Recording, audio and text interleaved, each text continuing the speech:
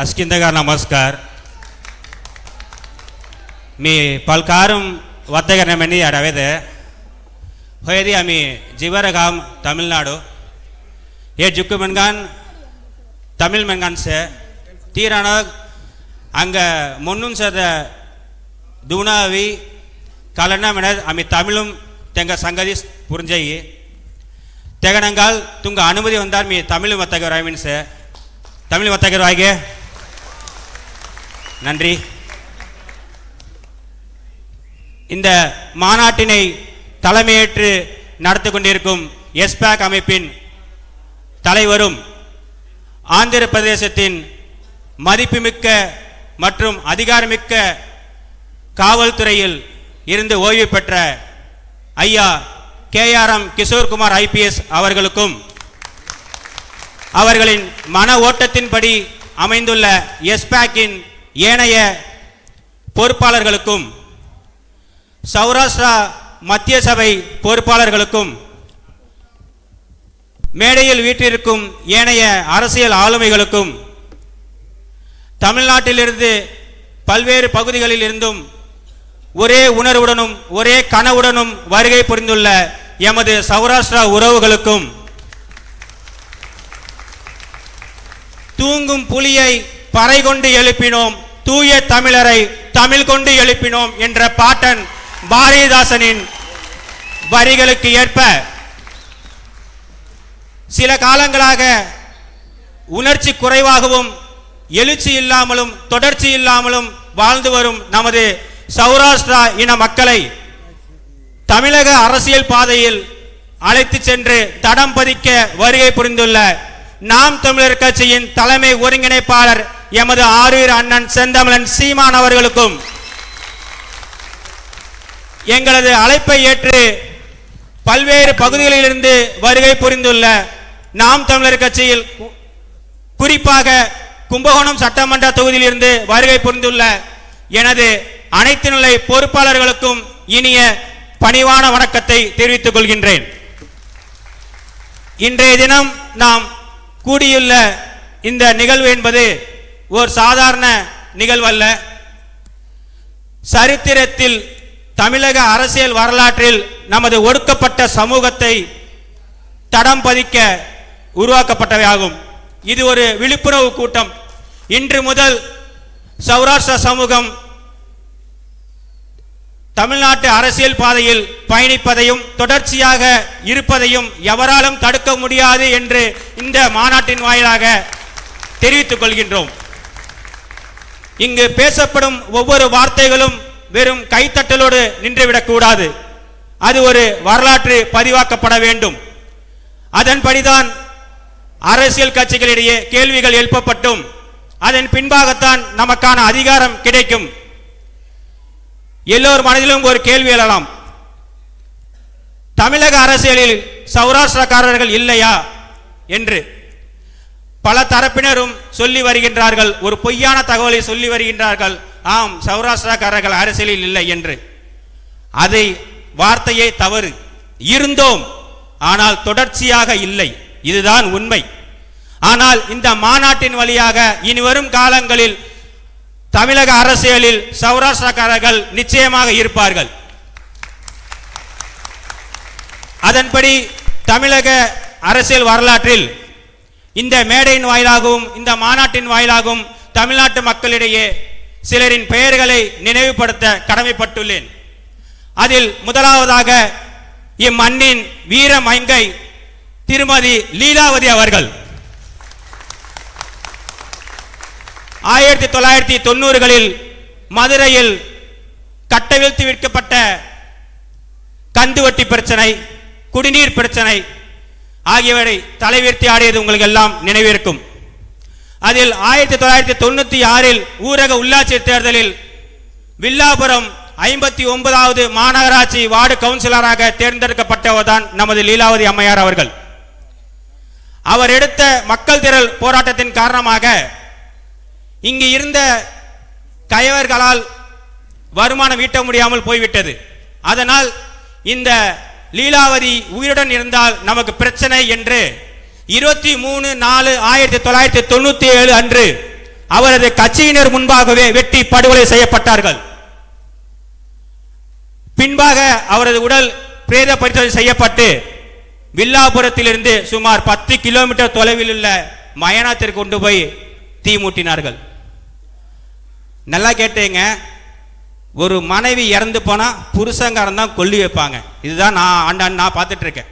ஆனா அவருக்கு கொல்லி வச்சது யார் தெரியுமா? அப்போதைய மார்க்சிஸ்ட் கம்யூனிஸ்ட் மாநகர மாவட்ட செயலாளர் திரு பி மோகன் அவர்கள். ஏன் அப்போதைக்கு அவர் வீட்டுக்காரர் குப்புசாமி கொல்லி வைக்க விடல? அதுலயும் அரசியல் இருந்திருக்கு போல இருக்கு. சரி, அவரோட கொலை வழக்கு விசாரணைக்கு வருது. விசாரணைக்கு வந்தப்ப மாவட்ட நீதிபதி ஒருவர் நம்ம மீது ஒரு நல்லெண்ணம் கொண்டவர், இறந்து போன லீலாவதி அம்மையாரின் உயிர் தியாகத்திற்கு உரிய நீதி கிடைக்க வேண்டும் என்கின்ற உயரிய நோக்கத்தின் காரணமாக இந்த வழக்கு இந்த நீதிமன்றத்தில் தற்போது விசாரணைக்கு வந்தால் பாதிக்கப்பட்டவருக்கு ஆதரவாகவும் இறந்தவருக்கு அநீதி இழைக்கப்படும் என்று உண்மையை கூறி அவசர மனுவாக சென்னை உயர்நீதிமன்றத்தில் இந்த நீதிமன்றத்தில் வழக்கு நடைபெறக்கூடாது என்று மனு தாக்கல் செய்து அதன்படி 2003ஆம் ஆண்டு 6 பேர் குற்றம் சாட்ட நபர்களாக, அதாவது ஆயுள் தண்டனை விதித்தார்கள். லீலாவதி அம்மையாரை கொண்டவர்கள் 6 பேர்கள் என்று தண்டனை விதித்தார்கள். அதற்கு மேல்முறையீடு போறாங்க. அதுலயும் அந்த தண்டனை உறுதியாகுது. பின்னாடி 2006ஆம் ஆண்டு இங்கு ஆட்சி அமைத்த தமிழக முதல்வர், அதாவது இப்போ உள்ள முத்துவேல் கருணாநிதி ஸ்டாலினின் தந்தை கருணாநிதி தான் அப்போதைக்கு முதலமைச்சர். அவருக்கு ஆட்சி வந்த 2006ல் 2008ஆம் ஆண்டு அறிஞர் அண்ணா பிறந்த நாளை முன்னிட்டு நன்னடத்தின் காரணமாக இந்த 6 பேரையும் விடுதலை செய்தார்கள். நல்லா கேட்டீங்க, 1997ல் லீலாவதி அம்மையாரை கொலை செஞ்சவங்க அதிகபட்சம் 9 ஆண்டுகள் கூட அவங்க ஜெயில கிடையாது. 2003ல் தண்டனை விதிக்கப்பட்டு 2008ஆம் ஆண்டு வெளியில விட்டாங்க எல்லாருமே. இது ஒண்ணு. இரண்டாவதாக மிக முக்கியம் ஒரு சொல்ல மாட்டேன், அதே மாதிரி அந்த அம்மா லீலாவதி அம்மா இறந்ததுக்கு அப்புறம் இப்ப அவங்க இறந்ததுக்கு பின்னாடி அவங்க ஏரியாவில் குடிநீர் குழாய்கள் பயிற்சாங்க. அதன் மூலமா கிடைக்கப்பட்ட குடிநீரை அந்த மக்கள் எடுத்துட்டு அவங்க வீட்டுக்கு போகல. அந்த அம்மா படுகொலை செய்யப்பட்டு இறந்த இடத்தில் கொண்டு போய் அதை கொட்டி மௌனாஞ்சலி செலுத்தினாங்க. இதெல்லாம் ஒரு வரலாறு. இந்த வரலாறை திட்டமிட்டு மறைக்கின்றார்கள். இரண்டாவதாக எம் மண்ணின் மைந்தன், அதாவது கும்பகோணம் மண்ணின் மைந்தனாக இருந்த SR ராதா அவர்கள் 1977ல் கும்பகோணம் சட்டமன்ற தொகுதியின் MLAவாகவும் பொதுப்பணித்துறை அமைச்சராகவும் இருந்தவர்.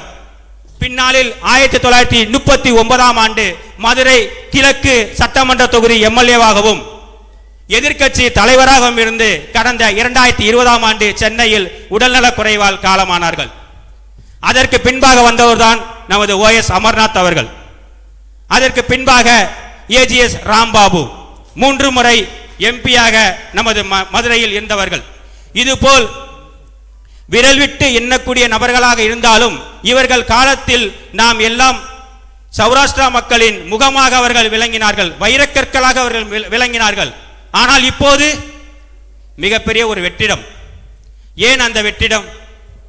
ஏனென்றால் நமக்குள் ஒரு விழிப்புணர்வு இல்லை. இங்கு உள்ள இளைஞர்களிடம், அதாவது என் உடன் பிறந்த தம்பி தங்கையிடம் ஒரு வார்த்தை கேட்டுக்கொள்கிறேன். படித்த படிப்புக்கேற்ப வேலை இல்லை. அந்த வேலை கிடைத்த வேலையும் பாதுகாப்பானதாக இல்லை. ஏனென்றால் நமக்கு அரசியல் வேண்டாம், நம்ம ஒதுங்கிடலாம். நமக்கு அரசியல் வேண்டாம், நம்ம ஒதுங்கிடலாம்.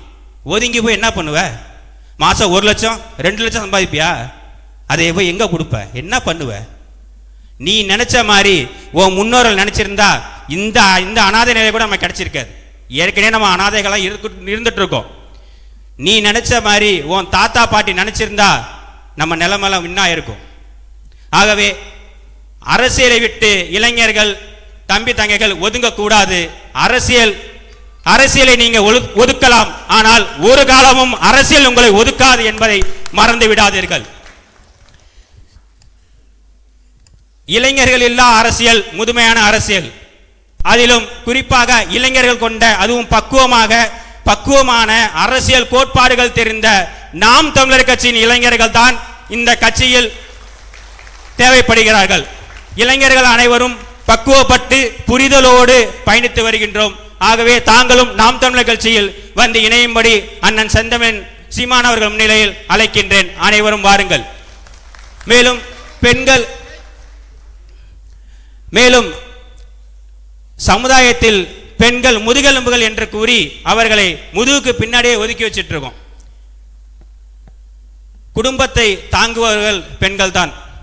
நெசவு தொழிலில் ஆண்களை விட பெண்கள் தான் அதிகம் உழைக்கின்றார்கள். ஆனால் அதிகம் பேசப்படாதவர்களும் பெண்கள் தான். குடும்பத்தை தாங்குறீங்க, பொருளாதாரத்தை தாங்குறீங்க, ஏன் அரசியல் பாதையில் வந்து பயணிக்க அச்சப்படுறீங்க? நாங்கெல்லாம் இருக்கோம், வாங்க.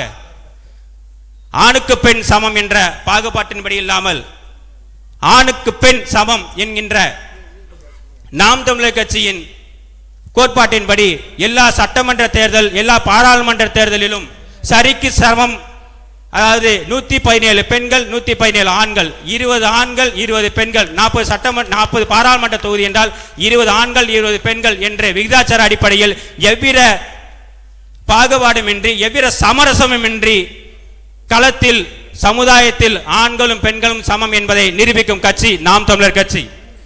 எங்களை விட்டால் உங்களுக்கு முக்கியத்துவம் கொடுப்பதற்கு எவரும் கிடையாது என்பதை மனதில் கொள்ளுங்கள். இந்த மேடையின் வாயிலாக மிக முக்கியமான ஒரு விஷயத்தை சொல்லிக் கொள்கிறேன். நமது சௌராஷ்டிர சமூக மக்களிடையே ஒரு முக்கியமான தவறான புரிதல் கொண்டு போய் சேர்க்கப்படுகின்றது. நாம் தமிழர் கட்சியில் பயணிக்கும் எவரும் அண்ணன் சீமான் உள்ளிட்ட, அதாவது எங்கள் கட்சியின் தலைவராக உள்ள அண்ணன் சீமான் உள்ளிட்ட எவருமே சௌராஷ்டிரா சமூகத்தினரை வந்தேரிகள் என்று கூறியது இல்லை. இது எவரோ திட்டமிட்டு உங்களிடம் பரப்பியுள்ளார்கள். எந்த சூழலிலும் எந்த காலத்திலும் நாம் தமிழர் கட்சி சௌராஷ்டிரா சமூகத்தை வந்தேரிகள் என்று கூறவில்லை, கூறவும் கூறாது. ஏனென்றால் இந்த மண்ணில் உழைத்து வாழும் அனைவருக்கும் இந்த மண் சமம் என்றுதான் நாம் தமிழர் கட்சி கருதுகின்றது. ஆகவே இறுதியாக சில வார்த்தைகள் கூறிக்கொள்கிறேன். இனியும் நாம் இந்த அரசியலில் புறக்கணிக்கப்பட போகின்றோமா, அல்லது அண்ணன் செந்தமிழன் சீமான் அவர்களை கைகளை இறுக பற்றி கொண்டு தமிழ் தேசிய அரசியலில் நமது பங்கும் இருக்க போகின்றதா என்பதை நினைத்து பாருங்கள். இன்னும் அடுத்தடுத்த கூட்டங்களில் கொஞ்சம் விளவரைய பேசிக்கிறேன். அண்ணனுக்கு மணி ஆயிடுச்சு. நமது சௌராஷ்டிரா எழுச்சி வாழ்க, தமிழ் தாய் வாழ்க, தலைவர் பிரபாகரன் வாழ்க, நாம் தமிழர்.